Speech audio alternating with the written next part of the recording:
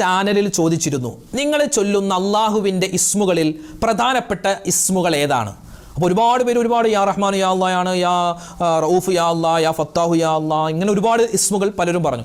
അതിൽ 2 ഇസ്മുകളാണ് ഏറ്റവും കൂടുതൽ ആളുകൾ ഉമ്മമാരും ഉപ്പമാരും ചൊല്ലുന്നു. ഒന്ന് യാ ഫത്താഹു യാ അള്ളാ, 2 യാ ലത്തീഫു യാ അള്ളാ. കാരണം ഇത് രണ്ടും വലിയ പവറുള്ള അള്ളാഹുവിൻ്റെ ഇസ്മുകളാണ്.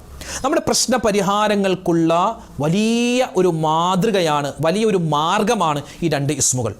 വലിയ ശ്രേഷ്ഠതയുള്ളതാണ്. എല്ലാ വിജയങ്ങളും തുറന്നു തരുന്ന, അല്ലേ, എല്ലാ കാര്യങ്ങളും എളുപ്പത്തിലും റാഹത്തിലും സന്തോഷത്തിലും ആക്കാൻ അള്ളാഹുവിന് വളരെ നിസ്സാരമായ സമയം മതി. അങ്ങനെയൊക്കെ അർത്ഥം വരുന്ന ഈ 2 ഇസ്മുകൾ ചേർത്ത് നമുക്കൊന്ന് പറഞ്ഞാലോ? ഇൻഷാ അല്ലാഹ് വലിയ ഗുണം കിട്ടും. അള്ളാഹുവെ എൻ്റെ ഹലാലായ മുറാദുകൾ നീ ഹാസിലാക്കി തരണം, എൻ്റെ വിഷമ പ്രയാസങ്ങൾ മാറ്റി തരണം എന്ന് മനസ്സിൽ കരുതി ഇൻഷാ അല്ലാഹ് നമുക്ക് ഈ 2 ഇസ്മുകളും ഒന്നിച്ച് പറയാം.